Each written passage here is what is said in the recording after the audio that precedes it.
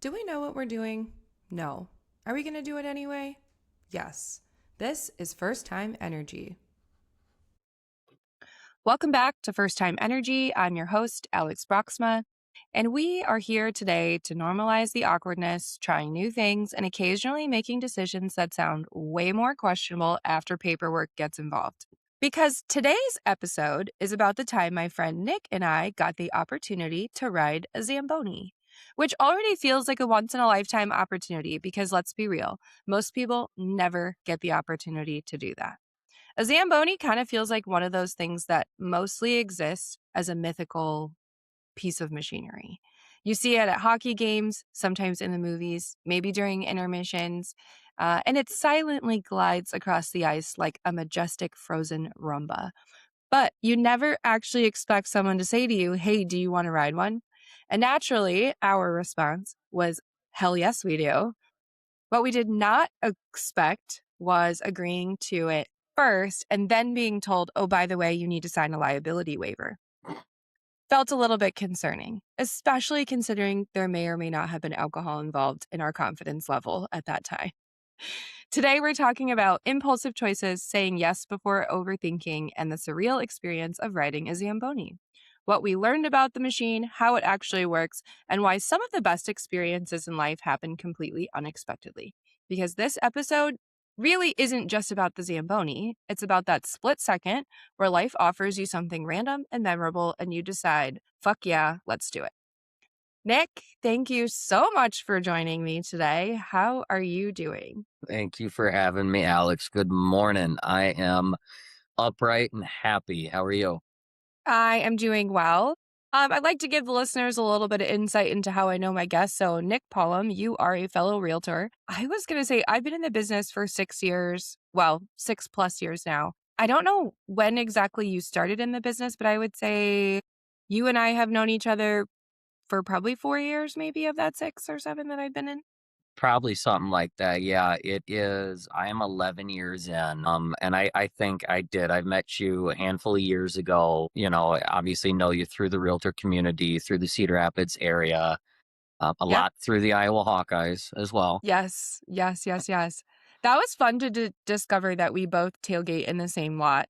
And I haven't even mentioned this on any of my other podcasts yet, but you were at my wedding without realizing that you were at my wedding. I was practically Owen Wilson in Wedding Crashers for your wedding. Yeah. So lot 65, if anybody knows where that's at, it's an old Think by commuter lot up the hill. It's the party lot. Let's be real here. It's a fun party What? lot. Yeah.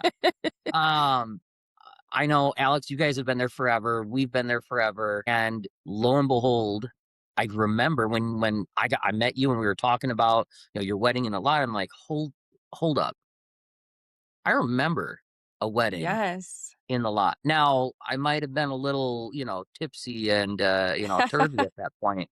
But I remember like this big hoopla going on. And so yeah, I can honestly say I was an uninvited guest to your wedding.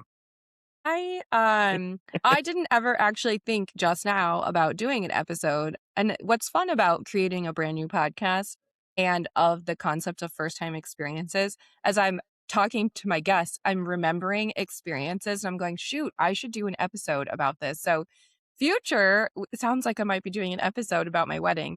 Mark And that down for sure. for those that are listening, it was a tailgate wedding on a game day Saturday, uh, home game for the Iowa Hawkeyes at Kinnick Stadium. So we'll dive into that another day. Oh yeah, that's a whole nother thing to unpack right there. um, Nick, I'm going to take us into what I call my first time check. And I would just like to ask you, is this your first time on a podcast? Uh, Unfortunately, it's not. I've done a couple podcasts before. I'm a couple with the Association of Realtors, and I'm another one with actually my brokerage. So I've done a few, enough to know what I can can't do, but I'm not a There's a pro lot you yet. can do in this one. I love that. I love that. I know the parameters here are a little loose, which I like it. So if I accidentally let something slip through, I think we're You're good. good. I know I dropped a couple F-bombs already in that intro, so you're good. You're totally good. Well, it's not unfortunate that this is not your first time. I'm okay with that. One of the things I was prepared to say, though, let's just say you had been like, yeah, Alex, this was my first time.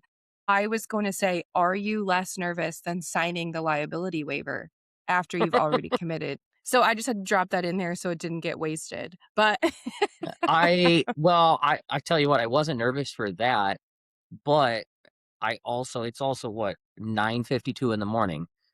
I don't have any drinks in me at this point. So, I think that kind of plays into effect on that liability waiver. that's fair. That's fair.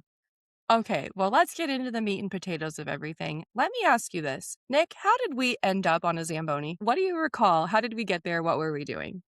Um, well, we were invited to I think it was a Friday night Rough Riders game Hmm.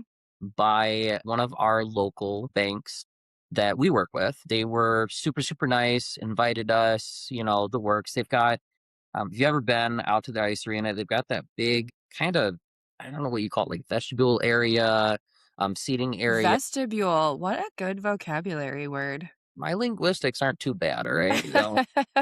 I know the word vestibule from Friends. I don't know if you watch Friends at all, Yep. but that is when I picked up the word and started using it. So Chandler stuck in a vestibule. oh my gosh, that's a whole nother rabbit hole too. So yeah, we were invited. We had this really cool area, and in the first period, we didn't realize what was happening. At least I didn't. Yeah, The staff's coming around like, so does anyone, because you guys, I guess we were in like the special area, which, that feels when appropriate for us. I was gonna say when I'm in a Actually, special area, but don't invite me to uh, something if I don't get to go to a special area, okay? facts, yeah, make me feel special, damn it. So no, they asked us, and no one else was wanting to do it. Was a thing. Yeah, Like, I think you and I were the only ones who were like, we're not even hesitating here.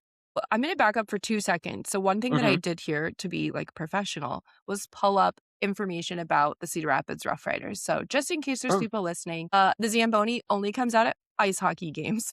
The Rough Riders are a Tier 1 junior ice hockey team competing in the United States Hockey League based in Cedar Rapids, Iowa. They serve as a key development organization for players aiming to reach collegiate or professional hockey, including the NHL. So, just a little fact about them. And honestly, most of these kids can't even drink yet. Like, they're not old enough to even go use the promotional special on the back of the ticket that says you can go to the Union station afterwards and get a drink if you show your ticket. But we don't have professional sports here in Iowa. We only have aspiring professional athletes, and we really get into it. Okay, so that was the little small bit of history there. But what I was going to say was, yes, I kind of remember some people coming around and like I heard whispers of the Zamboni, the mythical Zamboni. And I kept hearing people saying, no, no, thank you. And I was like, what? What if it gets to me and it gets to my husband and he's like, nah, I don't want to do it. And I go, are you sure? And he goes, yeah. And then they asked me and I had some drinks Of and I course, was you're like, at a hockey game. right. And they were free. That also helped. And I was like, yeah, yep, let's do it. I want to do it. I want to do it. That's how I remember it going down. Yeah, kind of the same thing with Sean. I asked Nadia because they came to us, and I was like, do you want to do it? Offered up to her. She's like, there's no way in hell I'm doing that. And so I instantly chomped it. I was like, yeah, I'm doing it then. That's I feel okay. like we did the appropriate thing we should do as significant others and offer it graciously the opportunity or the last bite or the last drink or the first drink to your significant other. And if they say no, that's on them. I think we scored brownie points in doing this. 100%. So Just now we have saying. brownie points and an experience. Done. End of podcast. We're done. um, so we agree to do this and they tell us, okay, you have to go to this stand or whatever at this specific time and they're going to take you a woman's going to take you to the Zamboni. I'm like, okay, cool. We can do that. Walk over to the stand, and I'm now presented with a liability waiver. Did you read it? No, are you kidding me? Hold on. As a walking liability already? I are you kidding me? No, I don't. I'm not reading a That's all the liability more reason waiver. that you should read it. I will tell you, my dad, if you don't know this, my dad was an attorney for a very long time.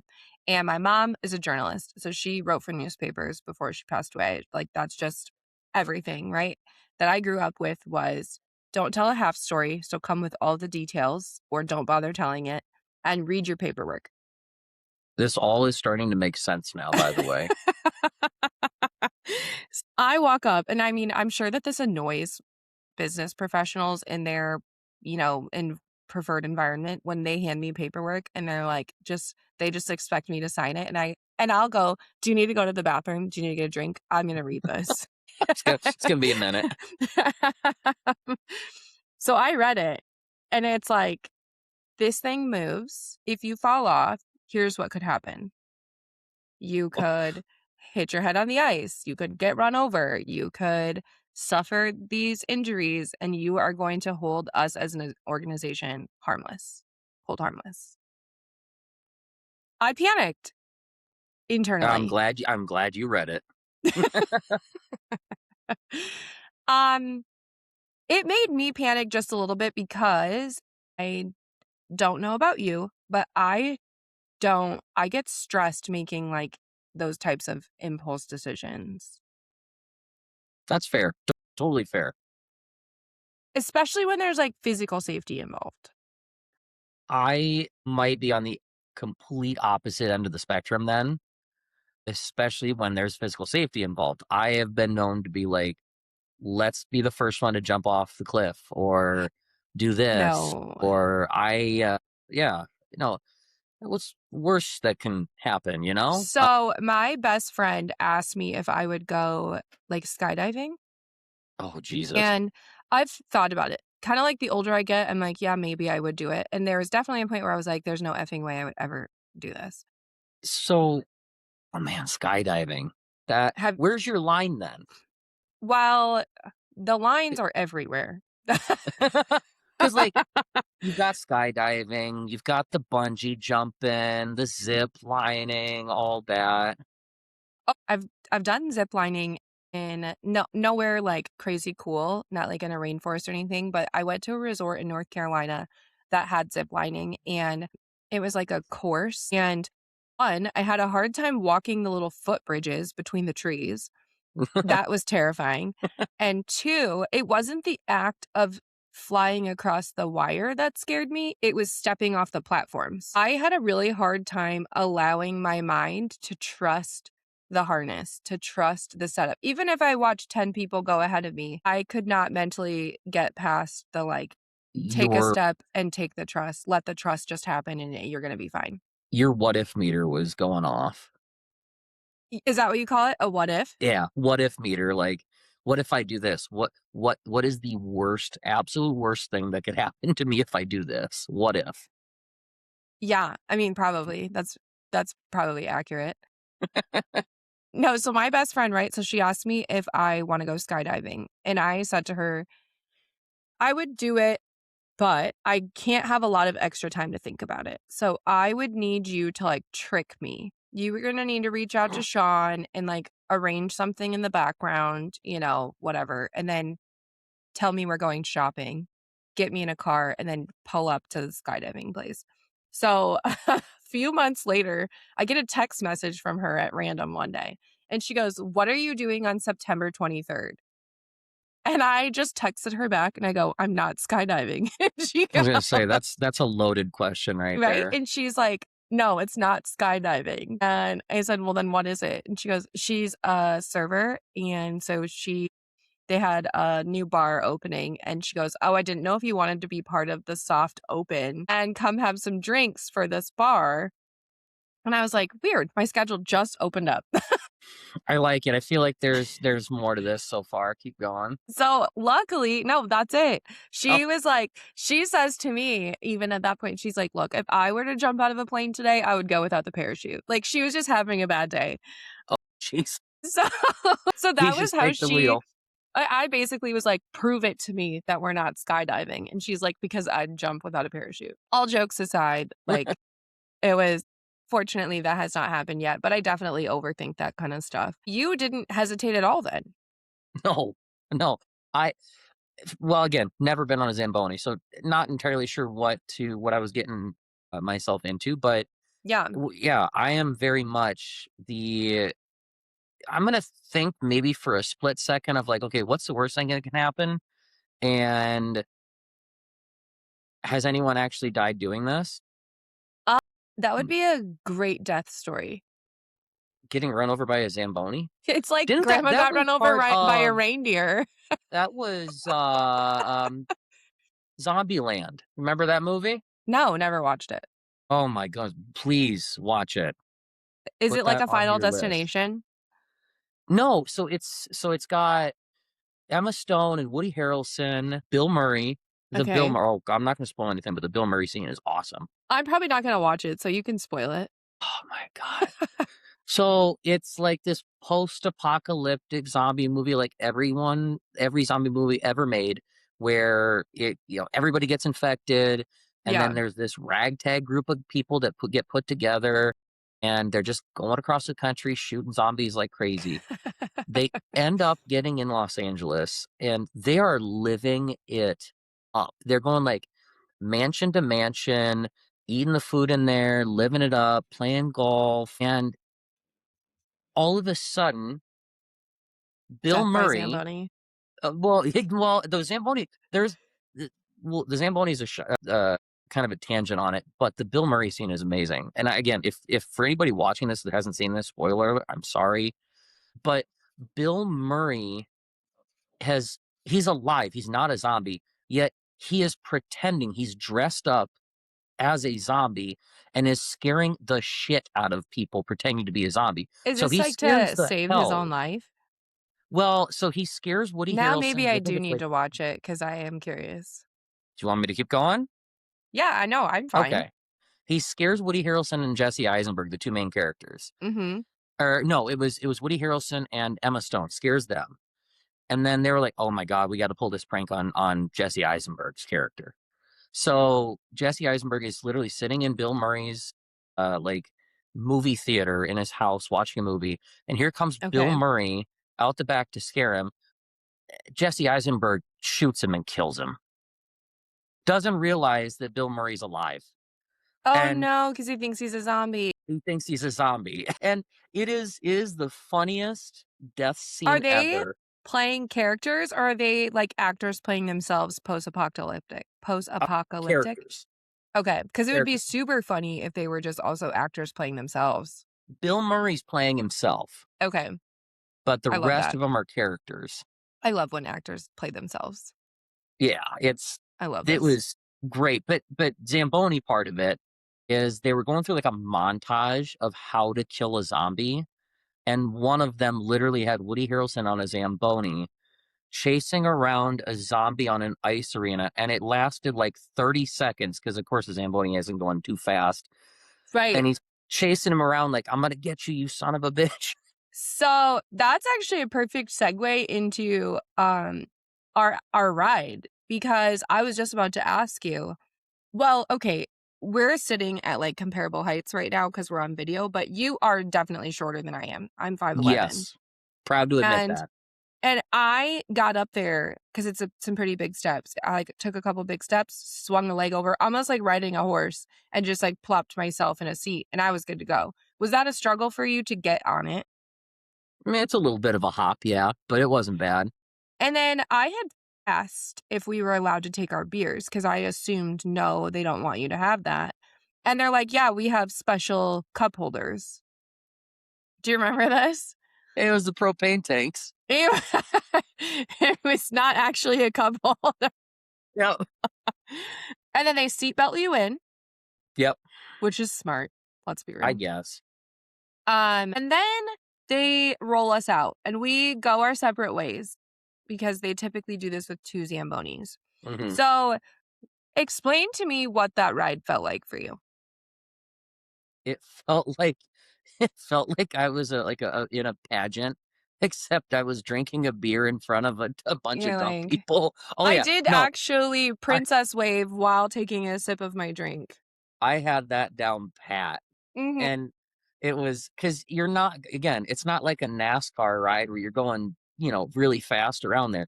You are, like, prancing around like you're on a prize horse, and you just won the race kinda. You're, like, just That just slowly drifts a going little through. around the curb, though. I mean, the Mhm. drifting, you just Oh, yeah. So, would you describe this as magical or terrifying? I I'll use magical. Mhm. I feel like I feel like that might, like, degrade that whenever I use magical in the rest of my life, but I wasn't terrified, so I'm gonna say magical. My son saw videos of me on that from, like, dad and friends and things like that, and he was pissed. He's Oh, 10. He was pissed. He's like, "How'd you get to ride? Of course that's the game you didn't take us to." And I was like, "Well, dude, I got invited. It wasn't like I bought tickets to that game."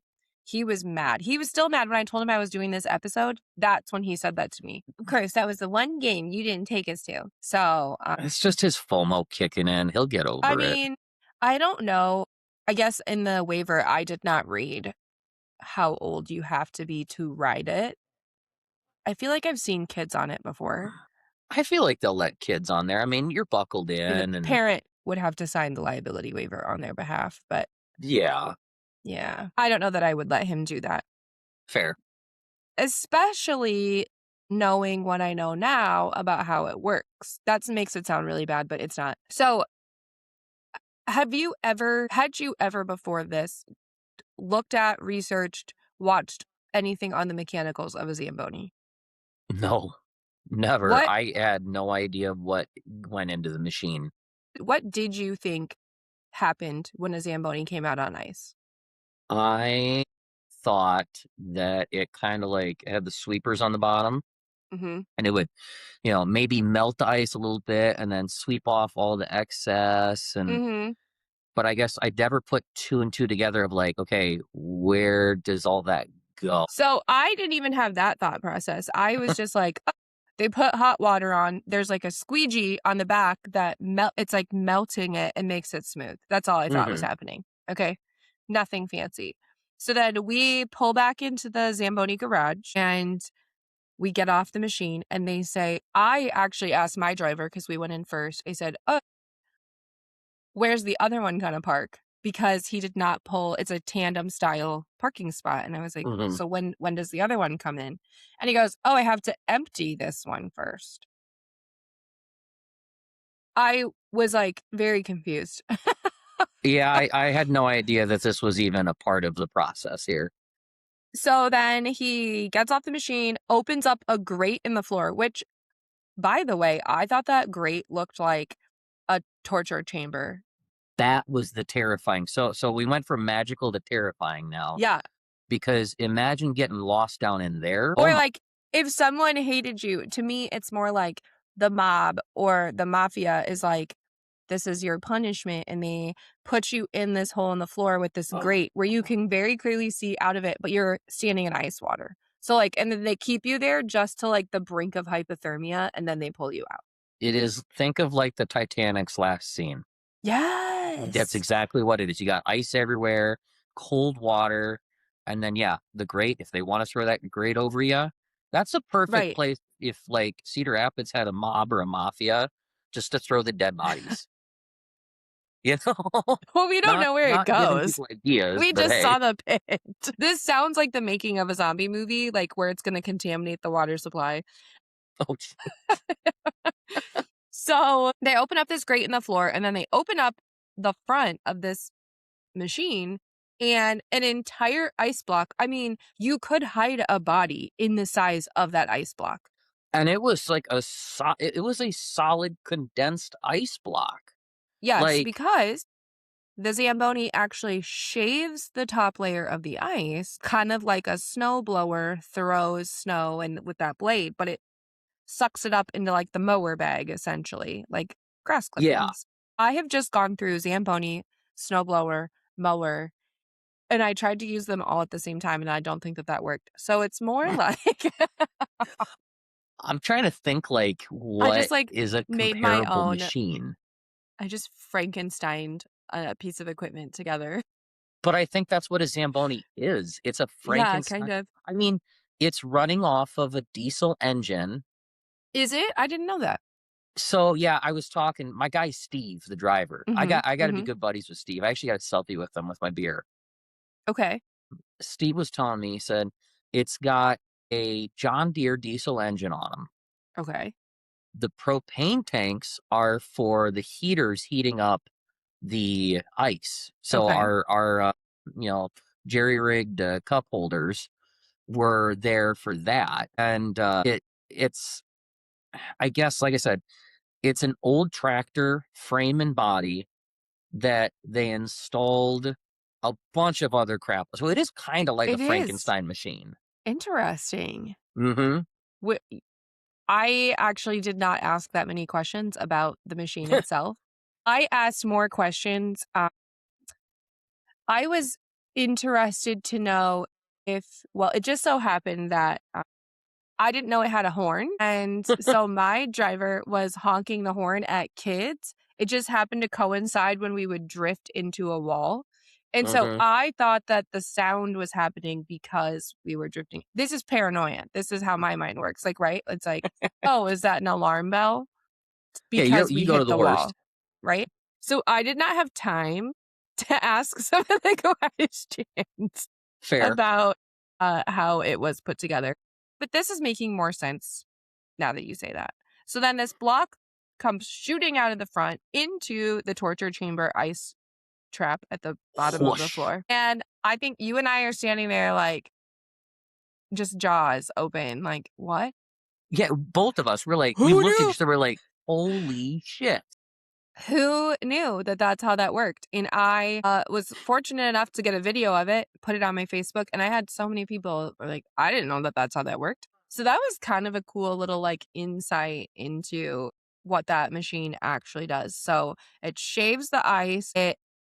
There's water. They fill the cracks with water and then they heater over the top of it. And that's how they resurface and smooth out the ice in between the periods of the hockey game. Yeah, it was neat for me. I like education and learning new things. So by the time we got to that, I had settled down a little bit and was like, this ride is pretty cool. It's pretty mild, it's tame. But Hmm. I was so excited when I got done to be able to come back to my friends and be like, oh my God, I learned so much because I felt like maybe I was being helpful for people. But did you ask if you could drive it? No. No, I was cool being the passenger with the beer. I was very okay with that.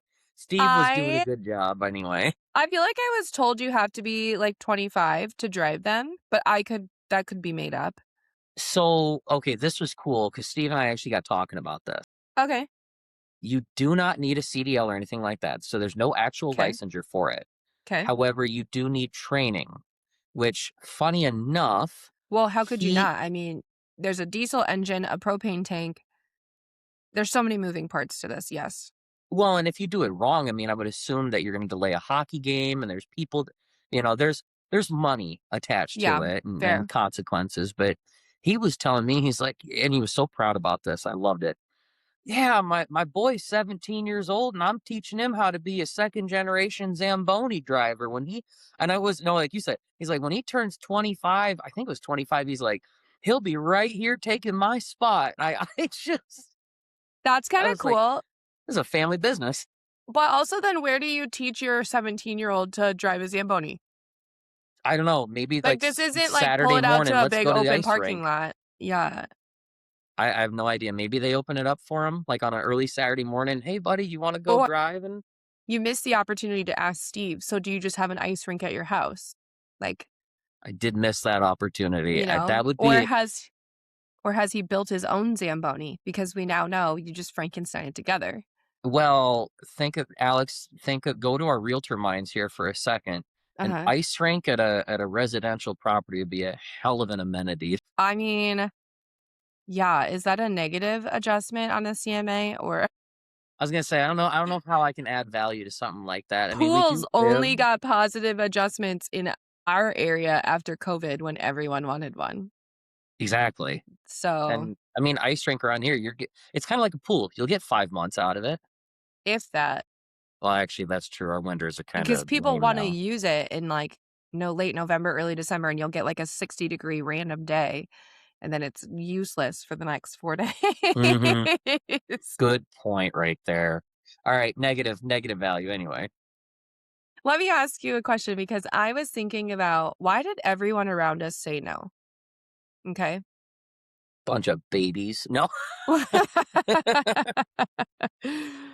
Do you think kids would have said yes? Do you think there's something about the adult saying no and a child saying yes? 100%, 100%. And Because I kids think it have, like, this also, whimsical mind.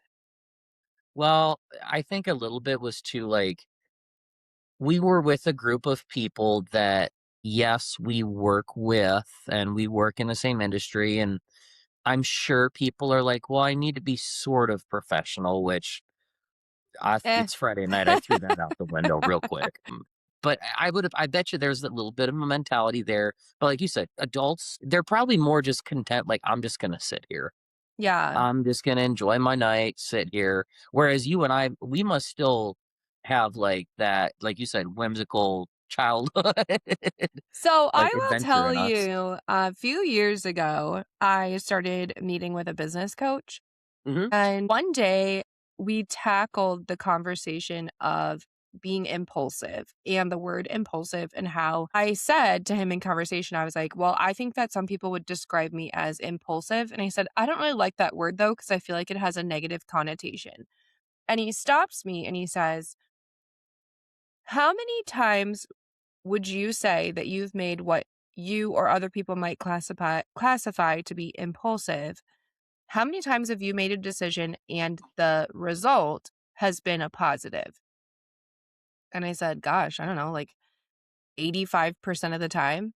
It's a good way to look at it. And he goes, well, then of course you're going to continue to make decisions that are along that line of impulsivity because the result for you is more often than not a positive experience. I And like that. I loved hearing that. That conversation, I believe everything happens for a reason. That Hmm. conversation came hours before somebody called me to say, "Do you wanna put your name on the ballot for board of directors?" And I Yeah. said to them, "I'm saying yes to you. I don't know why. I'm gonna have a lot of questions." Like, I think where you're getting with that, I find myself sometimes getting to that like analysis paralysis. "Okay, yes." I think the impulsivity of a decision like that almost, it eliminates the opportunity for analysis paralysis, kind of where it's like, you know, you just decide to go do something. You're like, yes, or we're gonna try this. And if it's a no for me, it's a no for me. Mhm. I'll give it the old Randy Jackson. If it's no for me, dog. Like, but yeah, I'm with you. I lean in the impulsive side of things because I know how my brain works. And I know that if I do give something too much thought, it's not just gonna be a no. I'm gonna spend way too much time and energy on the thought process of it, and it's just gonna lead me to nowhere, I and it's gonna think waste that time. I think that impulse decisions also make the best stories. Hell yeah. These are the times where I am not I really am not. I say I'm impulsive and I am to some degree, but I'm also not a fly by the seat of my pants kind of person. So if I go on a Mhm. trip, I need to know what hotel I'm staying at. I have traveled with people who are like, "Fuck it, we're just gonna find something on our way." And I'm like, "I'm sorry, what?" But those hotels and motels we've stayed at because of those have been horrifying, A but they real also piece of make the shit best place. stories. So if I look back at the, like, overall, what was it a positive or negative experience? It might have been a negative experience for a brief blip in the entirety of that story, but usually the rest of the story is positive. Well, So I think too it's you know, you take people like you and I, we've lived long enough to make the mistakes from being impulsive mhm. to at least just subconsciously, I'm gonna get deep in the weeds here, No, you're good. but like subconsciously when a decision comes to us where it's we've made this impulsive decision before and we've messed up because of it, Mhm. we're able to then not get, paralyzed by the, thinking process, but we're able to subconsciously go back and say, this happened before and this was the result. So if it's happening again, let's do this to avoid that. But Right. we still, with a lot of things like the Zamboni thing, which we've never done before, we're like, let's be impulsive about this because we don't have that, wired into our brains yet of the what Right. ifs. And I was just gonna say that I think adulthood kind of trains you to prioritize being practical over the Hmm. novelty of experiences, and you can't control what you learn over time and how that impacts Mm-mm. you. You can recognize it, and I think that that's what both you and I have been able to do is recognize things about our own personality and why our brains might what not why they work necessarily, but what it's going to do. We can see it in advance and we can go, okay, I can see that this might happen. So what could I what decision could I make differently this time to have a better experience? Which led me to a Zamboni, which I don't know that I would ever do. Now, listen, I will say this. I'm not gonna do it again. Here's why. It's Why? not it's not because it wasn't fun, because I want someone else to have the chance. Because I Uh, was like, wow, what a cool novelty experience. And I don't need to do it again. Like, it didn't bring me so much joy, right? That I was like, I don't "Holy know. shit, I gotta do this again, I You gotta do look it again." pretty damn happy on that Okay, I mean, I Zamboni. did have a great time. I had a great time, but I also, like, look at it and go I said to Sean afterwards, I go, "Do you know why I said yes?" And he's like, "No." And I was like, "When was the last time?" I go, "How old are you?" He says, 41. And I said, "How when was the last time in your 41 years that someone asked you to ride a Zamboni?" And he goes, "Never." And I was like, "And that's why I said yes." That's the reason. Because you'd But never know if it's ever going to happen again.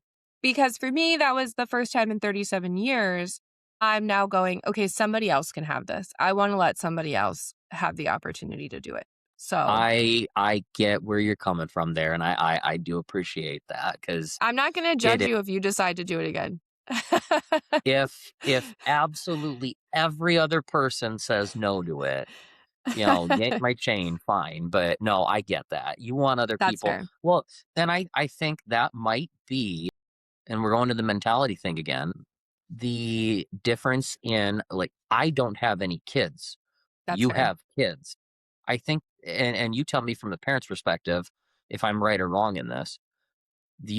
If you've done something like that, you're like, Mhm. okay, I want them Mhm. to Yeah. experience it. And Yes. so that's where that mentality comes from a little bit Yes. more, I think. For sure. Or Yeah. if my son had been there and he had the opportunity, I would have given it to him over me 100%. Mhm.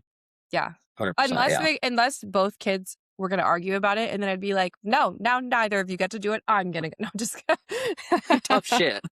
Well, let's I love that we dissected that, and I think we both have super great thought processes about it, and I think that that's just gonna continue to propel us into much more fun and exciting things in our future. Oh, But yeah. let's go into my favorite segment. Everybody already knows it's my favorite. They've listened to several episodes now where I continuously say, this is my favorite segment. It is called Commit or Cancel. It's a rapid fire little game I like to play. And I'm going to throw some statements at you, and your only option is to commit or cancel the statement. Okay. Understood. All right, here we go. Would you commit or cancel to impulsive decisions? Commit. How about signing waivers casually? Commit. I don't tell my clients that for liability reasons. I'd like to put that out in the public. But yeah, commit. Okay. How about commit or cancel to what's the worst that could happen? Commit. Yeah. Okay. Commit or cancel to saying yes before thinking. I got to think about that one, which weirdly enough, that I have to think about a question that's asking me about thinking. Wow. I'm gonna cancel. I'm So, gonna cancel. No, I'm gonna cancel, and I don't know if you want a reason or not, but I'm gonna cancel. no, you're good. Okay. Commit or cancel to alcohol confidence. Commit. Commit or cancel to riding large machinery recreationally. I'm a Harley rider, so commit. Oh, Yeah, sweet. I love that I would stuff. that is something I will never do unless I learn how to ride myself. I have way too many control problems. Okay, I Yep. digress. Yep. Commit or cancel to once in a lifetime opportunities. Commit. You only live once. And commit or cancel to chaotic core memories. Again, commit. That's where you make the stories. I love it. I love it. Well, thank you so much for joining me today. I know at surface level, it sounds like we're talking about a Zamboni, but really, I think that that was just like the smallest little part of the thought process behind doing something like that. So it's now time for This Is How We Do It. And this segment is made to really provide a little bit of a game plan to the best of my ability to the listeners in case they ever run into a situation like being asked if they want to ride on a Zamboni. Now, I think we might take a little bit of a spin and just talk about what happens if you need to make an impulsive decision. So, this is how we do it when an impulsive decision feels scary. If you're listening to this and thinking, I usually talk myself out of things, you're not alone. A lot of adults have slowly trained themselves to avoid risk, avoid embarrassment, avoid uncertainty, and stay inside predictable routines. But this is how we do it when life randomly offers us something memorable. One, learn to recognize the difference between danger and discomfort. This matters so much because not every uncomfortable feeling means don't do it. Sometimes it simply means it might be unfamiliar. Growth, excitement, and spontaneity usually feel uncomfortable before they feel fun. Step two, give yourself a few seconds before your responsible brain ruins everything. There's a window, it's very small, where excitement exists before overthinking arrives. And sometimes you should just let excitement win. Not recklessly, not constantly, but enough to still collect some good, fun stories. Step three, stop needing every experience to be productive. Not every meaningful experience has to build a resume, does not have to advance your career, and it does not have to change your life forever. Sometimes experiences matter because they make you laugh, wake you up, and remind you life can still surprise you. And that brings us to our last step, step four. Say yes to more things you'll still be talking about for years later. This is my favorite filter now. Ask yourself, will this become a story? As I mentioned, I sit here and I talk to my guests every episode, and it reminds me of another story, another first, and something that I can talk about. Those memories are irreplaceable. The older I get, the more I realize some of the best moments in life start with screw it, let's do it. So let's make things feel doable. Awkward is fine. We're doing it anyway. I will see you next time. Because someone should probably warn you before you try new things. Follow First Time Energy for unfiltered stories, survival tips, and secondhand confidence.